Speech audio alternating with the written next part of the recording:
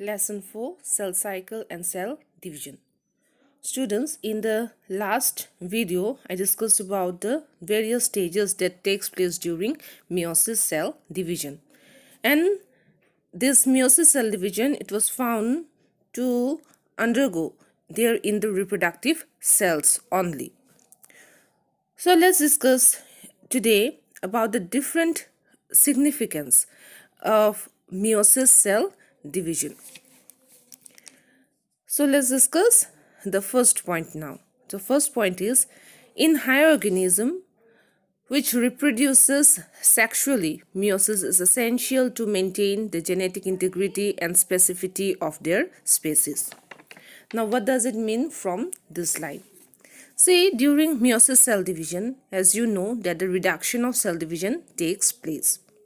And this reduction of cell division, it is required because if all the cells would have undergone the mitotic cell division, then we wouldn't have the same type of species in each of the generations. So in order to maintain the genetic level in case of a particular species, is it okay? In order to maintain the genetic integrity, therefore it is said that genetic integrity, that is the maintaining the genetic material. Here, as you have seen, that during the meiosis cell division and especially during prophase 1 and during meiosis 1 until the process of anaphase 1, so homologous chromosome, they got separated by having some crossing over process, and there the number is reduced to half. As in the last video, there I have given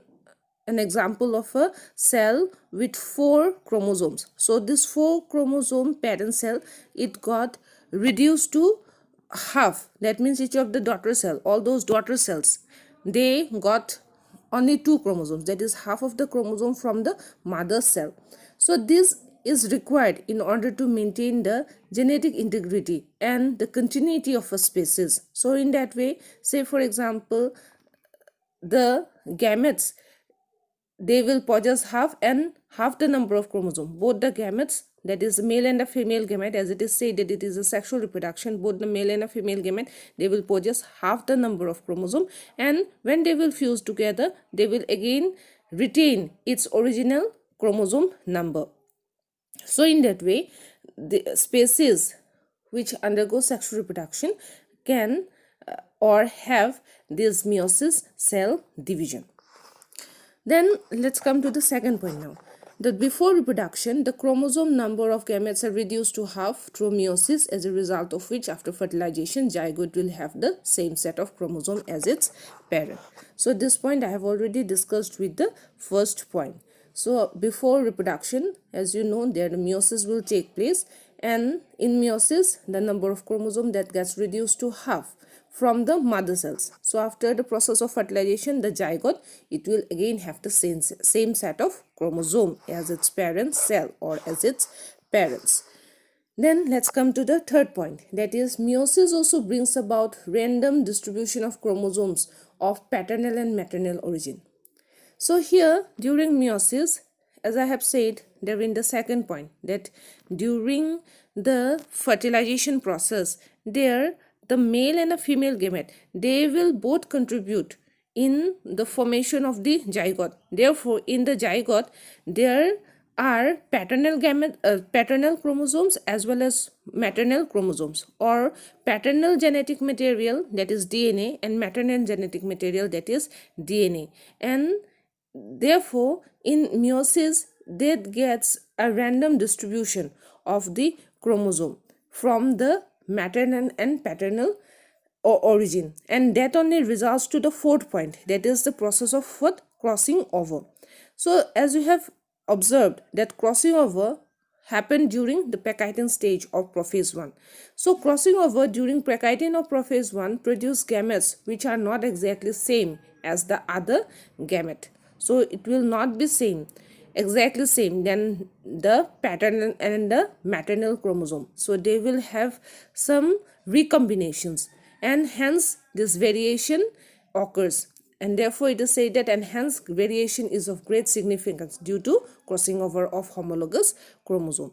So as we have seen that crossing over, it occurred during Pachytene, and they are the chromatid arms of the homologous chromosome. So this homologous chromosome, they are the paternal and the maternal chromosome, which bears the same type of genes in for a particular character. So they get exchanged or they recombine themselves, and in that way we have the new combination of genes, and for that particular region their offsprings, they always show some kind of variations.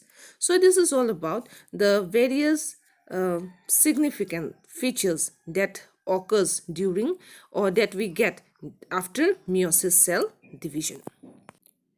Now let's discuss about some differences between the mitosis and meiosis cell division process.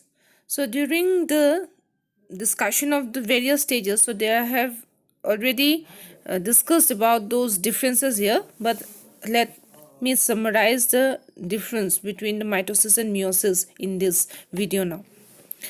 So mitosis, so there the number of chromosomes, it remains the same with the mother cell. So the daughter cell, it always possesses the same number of chromosome, and there only 2 daughter cells are formed. And in case of meiosis, so here the number of chromosome is reduced to half from the mother cell, and here the daughter cell, that is generally 4.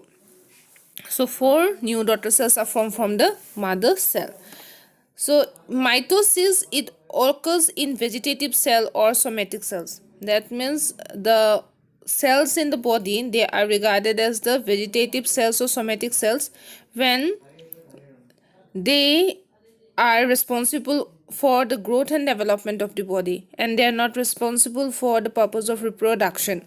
So normally all the cells of the body, they are regarded as vegetative cells or somatic cells. But meiosis, it occurs only in case of reproductive cells or the cells which are present in the reproductive organs. Say for example in plants, so it will be found within the anther, or in case of anther and ovule, and in case of animals it will be found in, say suppose, the ovaries and the testes, etc. So that is another difference that we find generally in mitosis and meiosis cell division. Then another difference, this is a very simple difference. So this is that the nuclear division occurs only once. So in mitosis, nuclear division, it occurs once, and therefore it gives rise to 2 new daughter cells. And in case of meiosis, the nuclear division, it occurs twice, as you have found that meiosis 1 and meiosis 2 takes place. So in meiosis 1 also we find the telophase, and from telophase we find the cytokinesis, and in case of meiosis 2 also there we find telophase 2, and there also cytokinesis takes place. So hence the nuclear division, it occurs twice. Then mitosis, it helps in the growth of an individual.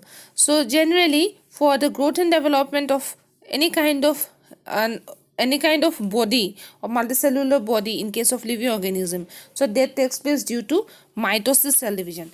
And in case of meiosis, so it normally produces haploid gametes.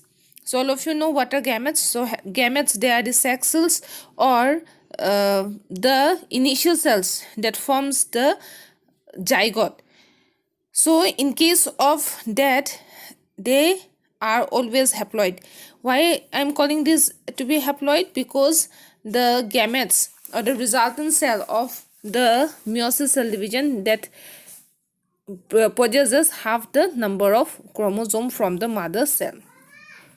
Then there are some other differences also. Say for example, crossing over and chiasma formation, it do not take place in case of mitosis, but crossing over and chiasma formation, so those are the important events that takes place due in meiosis cell division. Then comes in mitosis, variation does not occur. So in case of mitotic cell division, we never see any kind of variations. And therefore in case of vegetative reproduction, so there not much variation can be found because there only mitosis cell division takes place. But in case of all the sexually reproducing organism, so there we find variation. So meiosis, it gives rise to variations in the living world. So these are the few differences in between the mitosis and the meiosis cell division. So similarly, there are differences in between cytokinesis and karyokinesis as well. So cytokinesis, that is the division of cytoplasm to form two new daughter cells. So there the cytoplasm divides, and this also takes place during the cell division process. That means this is the last stage of the cell division process where the cell cytoplasm needs to divide in order to form two new daughter cell. So that is only called as cytokinesis. And in case of cytokinesis, always a cell plate is formed in between the cell that gives rise to the two new cells. And in case of karyokinesis, it is the division of the nucleus during cell division process. So karyokinesis is followed by the cytokinesis process. So these two are there, both are the parts of the cell division process. And in case of karyokinesis, only the nucleus divides, and here no cell plate is formed. So these are the two differences in between cytokinesis and karyokinesis. Now there is a difference in between the cell division process in between plant cell and animal cell also. So in case of plant cell, there the centriole is absent, and in case of an animal cell, there the centriole is present. So all of you know what is the centriole. So centriole, so that we have already discussed in the previous chapter, that was cell structure and function.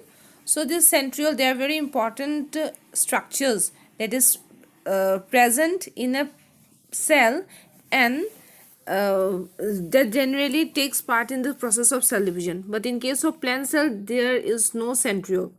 And in case of plant cell, the microtubules just they come and they form the spindle fibers. So here the astral rays, they are not part of the completely the part of the formation of the spindle fibers, and therefore it is said that aster rays does not formed. But in case of animal cell, as the centriole it is present there, so here aster rays are formed. And there is also a difference in the cytokinesis process in between the plant cell and the animal cell. So there, in case of plant cell, the cell plates are formed during cytokinesis.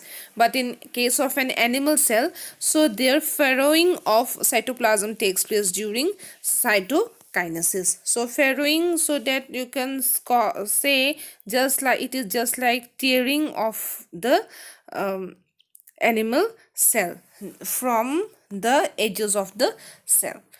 So these are few differences during cell division in case of a plant cell or an animal cell. So let me conclude this whole chapter now with the significance of cell division. So here we have already discussed about different types of cell division and its significance. So generally all those significance, those are only the significance of the cell division process. Say for example, one significance, it was that in case of multicellular organism, it brings embryonic development and growth, and also it helps in the process of reproduction. So that you know now that in mitosis we get growth and development, or we get the embryonic development in case of all the multicellular organisms which undergoes sexual reproduction or asexual reproduction. So this generally takes place during both the reproduction process. So a particular multicellular organism, it always undergoes growth, and it always undergoes its developmental process. So that is one of the first significance of the cell division process. Otherwise, the other significances, they are that it brings growth in an individual, in its body or land, etc. Then it is responsible for the formation of gametes. It is responsible for the purpose of the vegetative reproduction in case of some multicellular organisms. Then there are some other that say, for example, cell division like meiosis, so it brings variations in living organisms, or it maintains the continuity of species in this living world. So all this, it comes under the cell division, the significance of the cell division process. So with this significance of cell division, so I conclude this whole chapter. Thank you.